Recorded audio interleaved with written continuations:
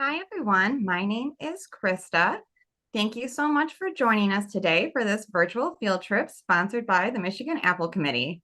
Today, we're going to be touring a Michigan apple orchard and speaking with an actual apple grower at her family farm.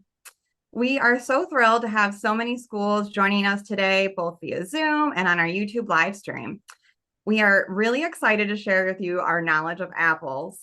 If you have any questions about apples or how they are grown, teachers can go ahead and utilize the Q&A feature in Zoom. We won't be able to take any questions from YouTube, just a reminder. So if you have any, you'll have to jump back over to Zoom. While we're going to try to answer as many questions as we can today, we won't be able to answer all of them, but we hope you all learn a lot today. We are going to start today with a fun fact. Did you know that Michigan is the most agriculturally diverse state with access to water? We grow a lot of different crops here. Apples are the largest and most valuable fruit crop in our state, which means Michigan apples are very important to our state's economy. This year, Michigan apple growers are predicted to harvest over 30 million bushels of apples. That's 1.26 billion pounds. Hopefully, you all get to eat some of those apples this year. Today, we're going to get a tour from Farmer Liz. She will be showing us around the orchard, and we're going to be learning about planting trees, apple varieties, and the process of pollination. Liz is a fifth generation farmer, and her family has been farming in Michigan for nearly 100 years. We are so happy she has taken time out of her day during this really busy harvest season. So let's all say hi to Farmer Liz. Good morning, Krista. Morning. Well, welcome to Wittenbach Orchards, everyone. Happy that you're here. As Krista said, I am fifth generation on our farm. So my great-great-grandparents came to the United States and purchased this piece of land, and someone in my family has been farming it ever since. So when I came back to the farm after college, I was joining my dad, Mike, who is the fourth generation, and my grandpa Ed, who is the third generation. Maybe you can see us in that little family photo. So my grandpa is the one who really transitioned our farm to focus on apples. When the farm first began, we were growing all sorts of crops and even raising some animals. But grandpa said we were going to focus on apples, so we no longer grow asparagus or peaches, and there are no cows. But that has allowed us to specialize in apples, which is important for our operation because apples require a lot of time and knowledge to grow well. So when you think of an orchard, you may be picturing really big, full trees that need tall ladders to pick. And you would be right, that is an orchard. But just like my farm has changed over the years, a lot of things have changed in the apple industry and how we grow apples. So we are standing in a high density planting. You'll see it behind me. And density is referring to the number of trees per acre. An acre is really a unit of measurement that we use in the United States to measure land. So it's just a fixed size. So those big trees that you need tall ladders to pick are planted at about 200 trees per acre. The trees here are planted closer to 1,200 per acre. And I have some blocks that are even planted with over 2,000 trees per acre. So we're accomplishing this by planting more narrower rows and also putting the trees closer together within the rows. And this system is called a tall spindle. The spindle name is coming from the trunk. Maybe you can see it's pretty slender, and I could almost wrap one hand around it. I can definitely wrap my two hands around it. But if I wanted to wrap my hands around the trunk of that traditional large tree, I would need my arms because they're so big. So there are two main reasons why we have switched to growing more high density plantings. And the number one reason is productivity. I'm trying to grow the most quality apples that I can. And a big piece of that is sunlight. The trees need sunlight, but also the fruit needs sunlight in order to color at harvest time. So these are Fuji's, and they still have a couple weeks, 6 almost, before we will be in here picking them. So they're kind of a pinkish, you've got green on the backside. They're not red yet. But with the sunlight, they should get red over time as they get closer to harvest and ready to pick. Whereas those big old orchard style plantings, they could get red fruit on the outside of the tree, but inside you would have a lot of green fruit because there's branches and leaves and other apples that block the sunlight from getting into the center of the tree. Here, hopefully, the majority of these apples are getting enough sun that they'll all turn red at harvest time. The other reason for high density plantings is efficiency. All apples are picked by hand. So in the smaller spacing, smaller trees, hopefully it's easier to see all the fruit and be able to reach in and grab it. Whereas those big trees, you had to work pretty hard to get into the center of the tree. And you also are doing a lot of work climbing up and down ladders to get all the fruit from the top. We're still using ladders in here, but hopefully my people are not having to make as many trips and not going up as high on their ladder. So that is high density planting. Krista, are there any questions about the farm or high density that we could answer right now? We have a few. A lot of questions about how many varieties of apples do you grow? Okay, I grow 12 different varieties of apples here at Wittenbach Orchards. And the biggest reason for that is because of harvest management. So apples are ready at different times throughout August, September, and October in Michigan. And if I only grew Fuji's, let's say, they'd all be ready at about 1 week's time, and I would have to get across the whole farm and pick all those apples. I can't even imagine it. So with my 12 different varieties, we start harvest in mid-August, and I can go for about 10 weeks of just solid harvest. So that really spreads out how I manage my people and how I can get everything accomplished on a farm of this size. But did you know there are over 7,500 known apple varieties? A lot more than the 12 that I grow. And a lot of those 12 are ones that you'll think of at the grocery store, like Gala, Fuji, Honeycrisp, Sweet Tango. You'll have to see how many you can name with your class later. So when I plant an orchard, I often plant about 10,000 trees. That's just kind of the preference here on our operation.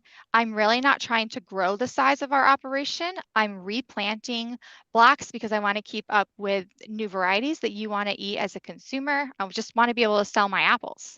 And I'm also planting the higher density plantings. So over time, we've gotten closer and closer together in those row spacings. So I've got a variety of sizes of plantings across the farm. So we're transitioning some of those older ones into the higher density style. Let's look at this year's planting. So as I said, we often plant 10,000 trees. This one happens to be about 6,000 trees. That's what made sense for the row spacing and the tree spacing that I wanted in this section of the farm and this type of tree. And there will be other farmers that may plant 100,000 trees in a year, or smaller farmers than me that may plant 500 trees or even 50 trees. It really varies. So these trees are honeycrisp.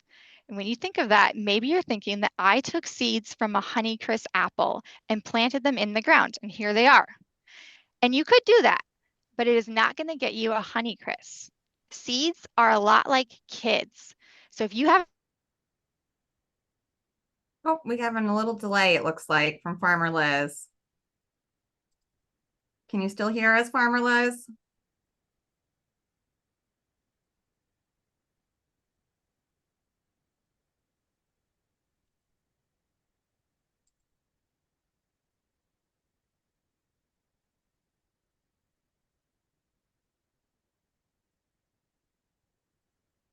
It looks like we're having a little bit of problems.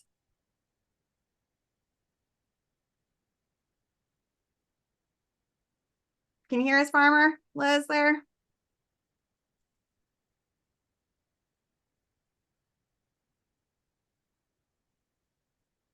All right. Looks like we have a little delay going on.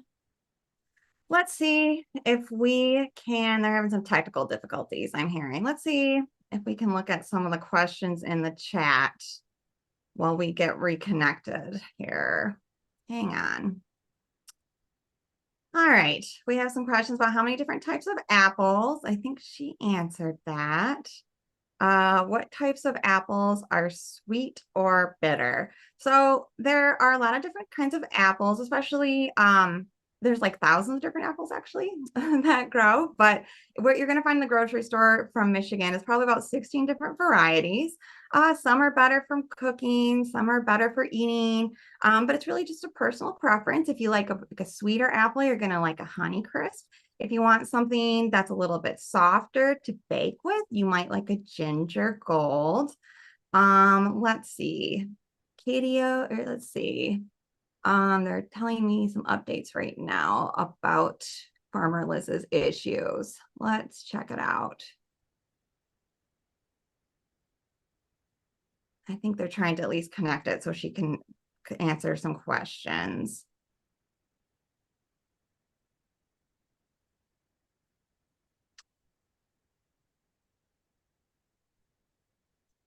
Well, let's see. I'll ask some questions and maybe Katie or Farmer Liz can answer some questions in the chat and I can relay them to you. Sorry about this, guys. Oh, I think we might be starting to get them back. Can you hear us? Hey guys, we did not think about how hot it is out here in the sun this morning. So the camera does not like the temperature. Oh, Hopefully there we're it back. goes. So we were Okay. talking about the baby trees and planting honeycrisp. And I said that you can't just plant honeycrisp seeds in order to get a honeycrisp tree. So what we need to do is grafting. We're going to take an Might need actual you to speak cutting up a little bit. of It's quiet. in order to get some honeycrisp. So the nursery that I work with is who grows my trees. Some farmers will grow their own trees, but I choose to work with a nursery. So there's two decisions that I have to tell the nursery up front. Number one is the rootstock that I want, and that is a fancy way to say it's the plant that is the roots for my tree. These baby trees that we planted this April happen to be G214. That's just the name of the rootstock. The other choice I have to make is the variety. As I told you, we chose Honeycrisp for this planting. So the nursery takes a piece of the Honeycrisp tree and grafts it into the rootstock.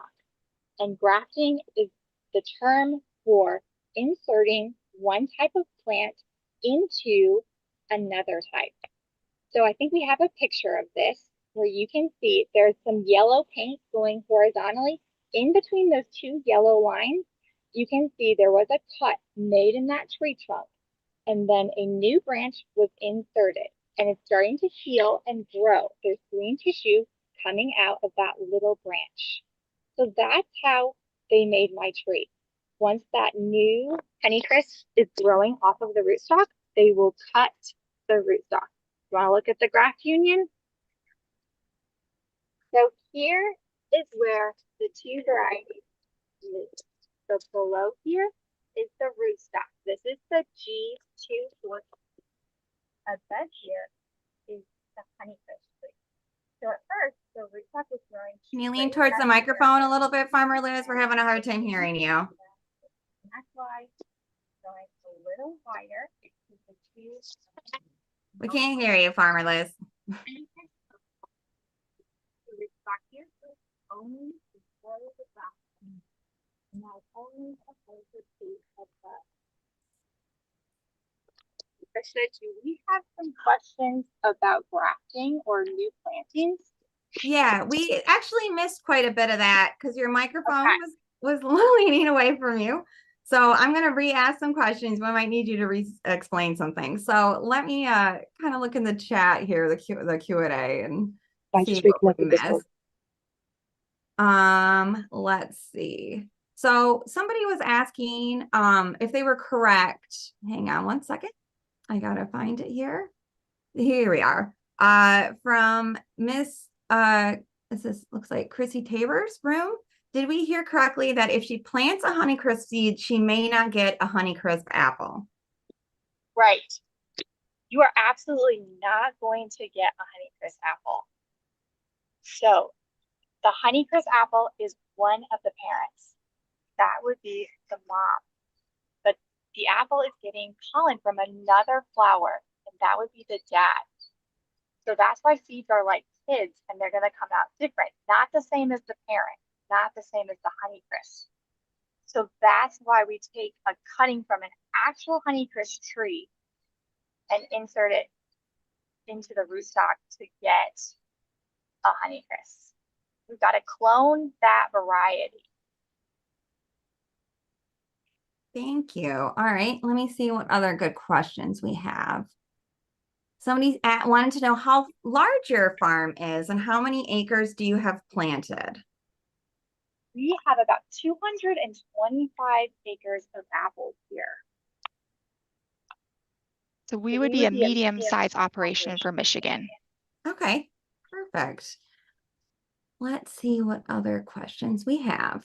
Uh, uh, Mrs. Williams or Miss Williams class is wondering if you've ever found any worms in your apples. That's a good question. So let's talk a little bit about the growing season. We're going to go back to our big trees. So in the spring, when these trees come out of dormancy, they will bloom, okay? There will be hundreds of flowers on a tree this size, and we want bees to pollinate them, okay? We have to get pollen from another variety or a crabapple variety to each flower so that it can become an apple. So we work with beekeepers to bring in hives through bloom. I think there's a picture of a bee in an apple blossom. So if you look at that bee, it's very fuzzy and its body just picks up pollen as it flies from one flower to the next. So those guys are the best pollinators for our orchards. All right, then there's a photo of the hives. So we work to bring in those big hives and spread them around the farm. So when the apple blossoms are open, generally in May, for about a week to 2 weeks, there will be bees flying all over and spreading that pollen. And you may notice in that picture, there's something in the background that is a wind machine. Apples are most critical to cold temperatures at bloom. So those wind machines will stir up the air. This is generally at night. You've got cold air settling on the ground, and there may be a layer of warmer air above that cold layer.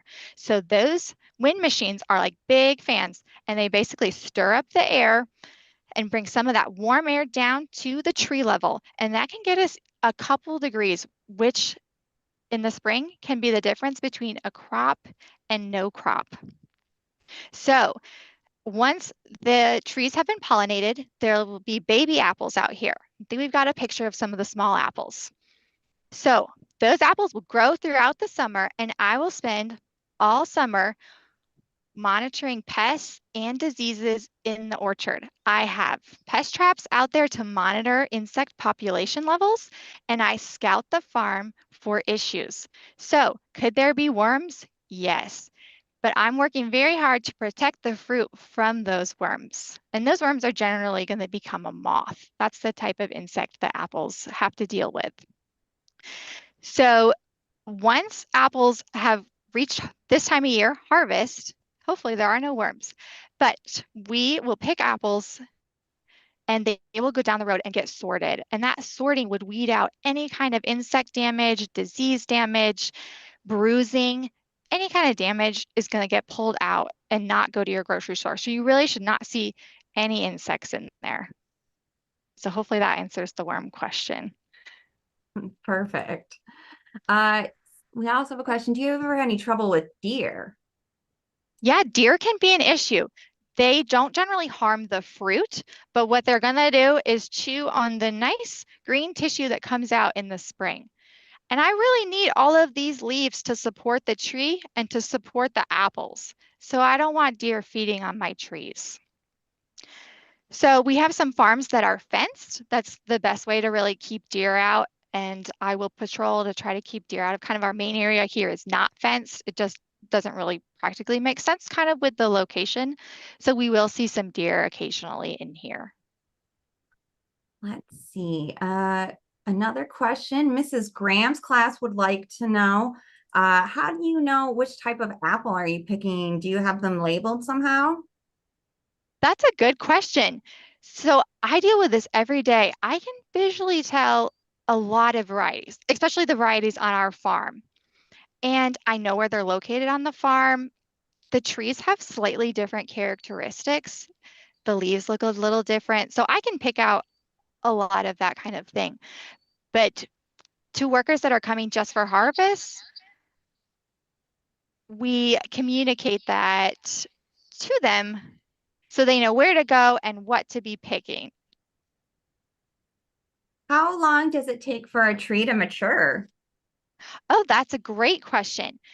So the baby trees on this side of the row that you saw a minute ago, those are going to probably need about 3 years at least. We want them to grow and fill the space like these trees do. If we let the trees carry an apple crop in the first or second year, they will focus on that fruit and they will potentially stop growing tall. So they could stop like as tall as I am when I want them to be at least 12 feet tall. Okay. So I will not let them grow apples until they've filled their space within the system. Then we can grow fruit about 3 years later. Well, thank you. Let's see. Did we talk about yet? We talked about the frost fans. So we talked about how that helps keep apple orchards protected in the winter a little bit already, correct?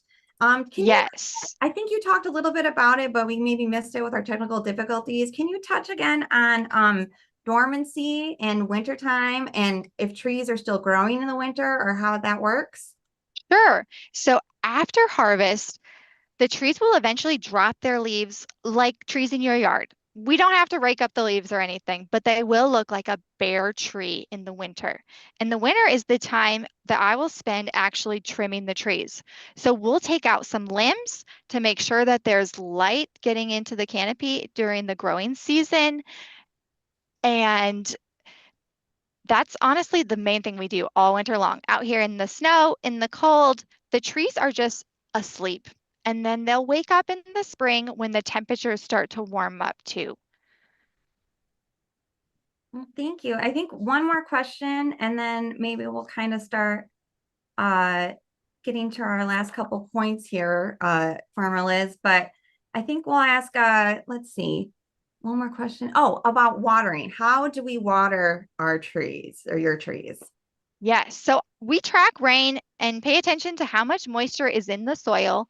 Maybe you noticed when we look down at the rootstock and the graft union that there's black tape on the ground. So that is called drip line.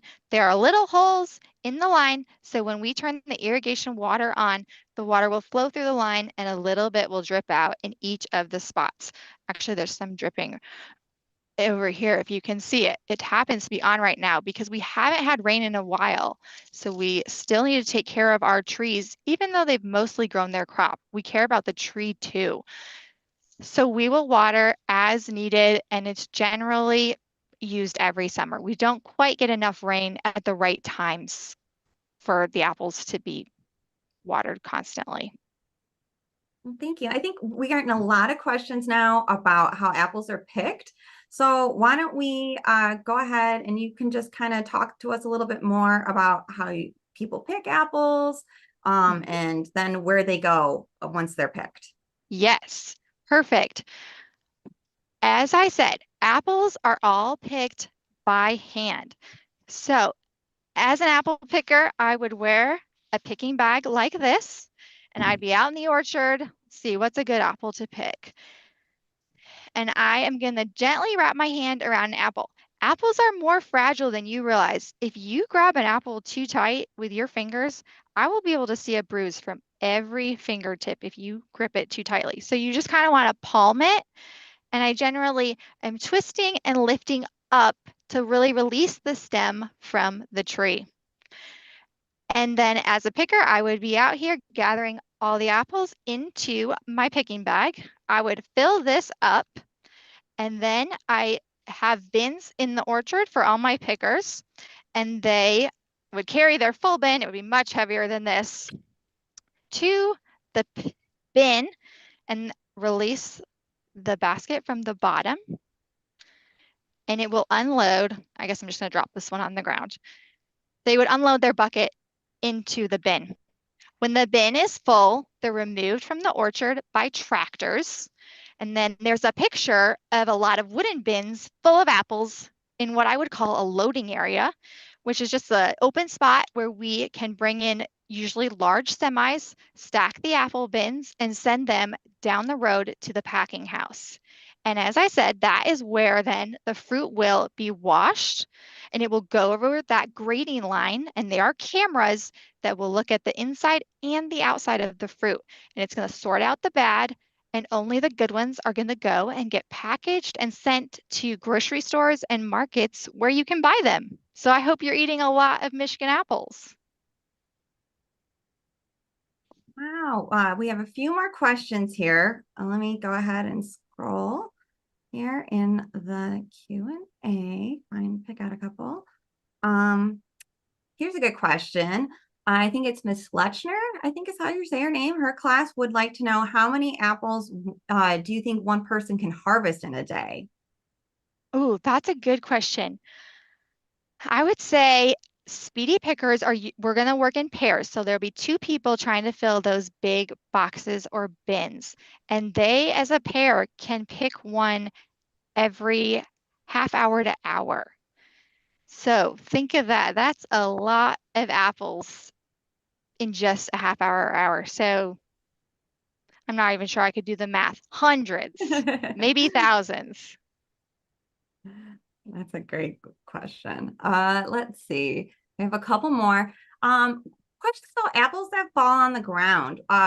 Do any or apples fall on the ground? And then if they do fall on the ground, what happens to those apples? Apples do fall on the ground. There will be some that will just release from the tree naturally before we can pick them. Sometimes it's before they're even ready. They can get blown off in windstorms. And then when we're in here with our ladders, we knock some off. Just the movement of the ladder will take some fruit out too. So they just drop to the ground. Anyone picking apples in a commercial orchard is trained that they cannot pick them off the ground. It's a food safety concern. So we just leave them on the ground and they will over time decay. Like you can't see any apples from last year in the ground, but they are then just putting that nutrient back into the soil and back into the tree ultimately. Sounds like if you eat an apple off the ground, it might give you a bellyache, huh? Let's see. Another question. What would happen if you pick an apple before it's ripe? What is that going to taste like? It's gonna taste, I mean, what I would call green. There won't be a lot of sweet flavor. Apples are full of starch, and that's what you're gonna taste. When we get close to harvest, that starch is changing to sugar, which really provides the flavor that you expect from an apple. So there really won't be a lot of sweet flavor in a green apple. And I mean green as in unripe. There are green apples that you can eat that they're just green the color. Thank you. How many apples do you send to stores every year at your Oh, we send Um, a couple million, farm? a lot. In a normal day like today, we're going to pick over 300 of these bins just today. Oh, all right. We answered that. Let me see if there's any other good questions here that we want to answer. Um, oh, have you ever tried to make your own kind of variety of apple on your farm? Do you do anything with producing different varieties? I personally really do not, but it's not uncommon. So the one way to do it would be to plant seeds and see if they grow. Trees will also mutate randomly. So sometimes we'll be out here and see a limb that the fruit is maybe a redder color or just looks a little different. And the tree will have just done that naturally. So some growers will notice and take that cutting from that particular limb and then try to grow trees from that and see if they can get a stable new variety. Okay, I think I'm going to do just a few more questions here and then we'll kind of start wrapping up. We had some technical difficulties, so maybe we'll just go a little bit over here to make sure we get everybody's questions. Now you were talking about pollinators earlier and the bees. Do you have your own bees or you do bring bees in? I bring bees in. I don't have the time to care for bees the way they need to be cared for. That's also a pretty complicated job. So I let someone else who just focuses on bees do that, and I pay them to bring their hives into the orchard in May. Thank you. Let's see. Oh, how I know earlier somebody asked, and I can't find who it is, so I'm sorry, but they asked, how do you keep safe from the bees when you bring them in? Bees we're bringing in honeybees, so they generally are pretty nice. They really don't care about you as a person. So not maybe approaching the hives aggressively, but I am comfortable walking by them. It does not bother me, and I honestly have never been stung in the orchard. So they are focused on their job, which is collecting nectar from the flowers, and I just get the helpful benefit of them spreading pollen around. So if they're happy, I'm generally safe. Let's see, a couple other questions here. Um, oh, here's a really good question. It says, Miss Lappy's class wants to know if you grow any other crops alongside your apples and if you utilize the Three Sisters method. Oh, what a great question. Good I do question. actually grow other crops. So we have row crops, which I'm doing like field corn and soybeans. So not the full Three Sisters method, but we will rotate those crops from field to field each year to get some different benefits that way. And having different crops allows us to have a little bit of diversification, helps us with some different profit streams, and we're not just relying on the apples. But yeah, we have just those two kind of things, the apples and the row crops. So we're still specialized, but also have some of that diversity. Thank you. Let's see, one more here, or maybe two more we'll do. Oh, it just popped away from me. Where did it go? Let me get back to this question. Here we go. Miss Haska's class is wondering if it's easy or hard to grow your own apple tree. And if you can use the seeds from an apple that you buy at a store, would you expect an apple tree to grow? I don't have super high expectations. It is a challenge to get a seed like that to sprout, especially when it's probably been stored for a little bit of time. You could definitely try it. You'd probably put them in like moist paper towel. They're gonna need moisture. I would encourage you to attempt it, but I'm not sure you should expect high success rates. All right. We'll do one more question, then we'll kind of end on a fun question. So one more here. Why do apples look so shiny in the store? The apples are generally shiny, especially so they look kind of muted on the tree. But if I shine that fruit with my shirt, it's probably gonna I'll just grab this little one. I can shine it up a bit in the orchard. It just has a natural layer of wax that protects it from like the sun out here in the orchard, and it's also collecting dust throughout the summer. So part of that is just the natural wax on the fruit. We also are often adding wax in the processing line, again, to create or help the natural wax be there. That's going to protect the apple while it sits in your grocery store. Should be when you pick an apple and then buy it at the store, you should put it in your refrigerator. It will keep better. That natural wax is just a protection layer for the fruit to stay ripe. Thank you. Let's see. It looks like Mr. Hosko's class is asking, if you ever have, we talked a little bit about this, but if you want to go into it a little bit more, if you have any issues with invasive plants or species on your orchard. Yeah, invasive species can be an issue. The most recent big one in apples is called the brown marmorated stink bug. So that came in from products shipped from another country into the United States. And it's just that we didn't know how to handle it. We don't always try to spray the trees for insects, but occasionally we have to. And it was just we didn't know how to respond to this insect. It would sting the fruit and leave lots of dimples, so the fruit was no good.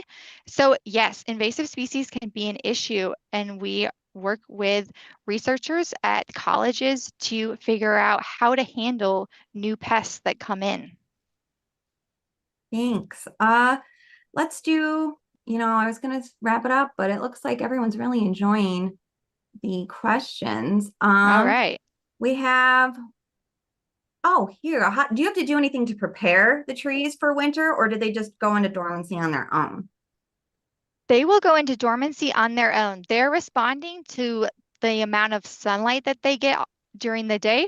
So sunlight will, shorten the hours as we get closer to winter, and they're responding to temperatures.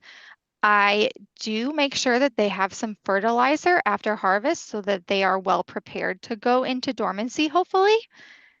But I really just let the tree do its thing. And we are careful about when we prune those trees. I said that we prune them in the winter.